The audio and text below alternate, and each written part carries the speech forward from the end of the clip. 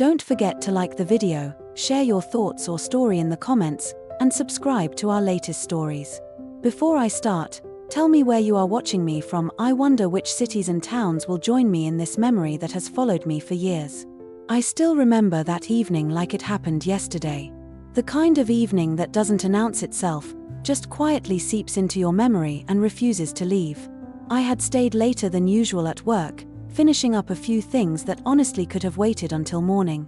The air outside was cool, not cold, just enough to make the city lights shimmer through a faint mist. It was one of those nights that felt lonely without being sad. That I called a taxi, as I usually did when I worked late. The driver arrived within minutes. He was an older man, maybe in his late 50s, with kind eyes and a neatly pressed shirt. There was something calm about him, like he'd seen enough of life to not rush through the small moments anymore. He smiled when I got in and greeted me with a quiet good evening. We didn't talk much at first. I was tired and distracted, scrolling through emails that didn't really matter. But after a few minutes, he said something that caught my attention. "You ever notice how people don't really look out the window anymore?" he asked, his voice deep, steady, with that kind of old-fashioned gentleness you don't hear much these days. I looked up, surprised by the question. He went on, "Everyone's staring at their screens, but the world's still out there. The streets, the lights, the people rushing home, they all have stories." I smiled, setting my phone aside. "You sound like someone who pays attention to those stories." He chuckled softly. "I've got plenty of time to watch them unfold."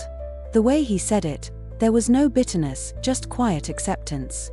I found myself relaxing, listening as he pointed out small details: a couple arguing by a streetlight, an old man feeding stray cats near a bakery, a young boy chasing the last bus home.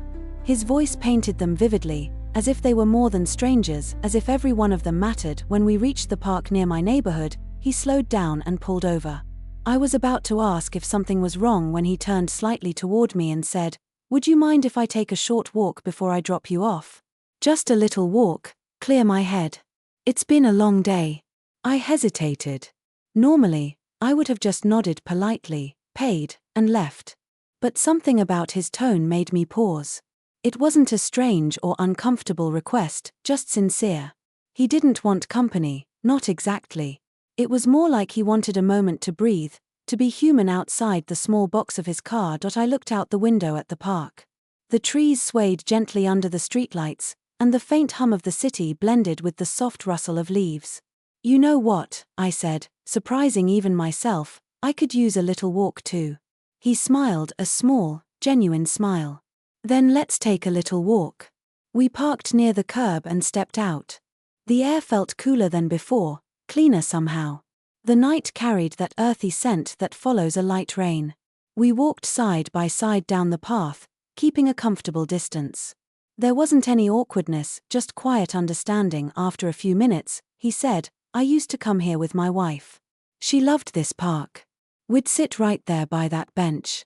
He pointed toward an old wooden bench near a willow tree. "She'd talk about everything and nothing." I just listened. His voice softened as he spoke. I didn't ask what happened, I didn't need to. There was a kind of unspoken sadness in his words, the kind that doesn't beg for sympathy but quietly carries itself. I told him about my own days, how lately, everything felt too rushed, too noisy. How I often forgot to notice the small things I used to love.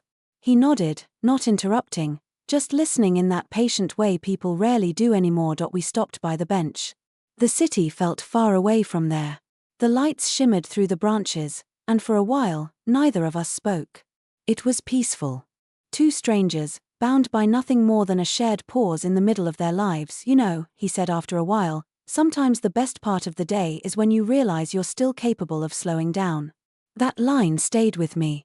It was simple, but it carried weight. When we finally walked back to the car, there was no rush.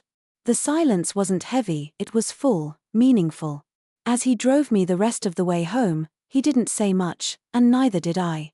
But the world outside the window looked different, softer somehow. When we reached my street, I turned to him and said, "Thank you for the walk." He smiled again, that same quiet, gentle smile. "Thank you for joining." I paid the fare and stepped out, watching as his car disappeared down the road.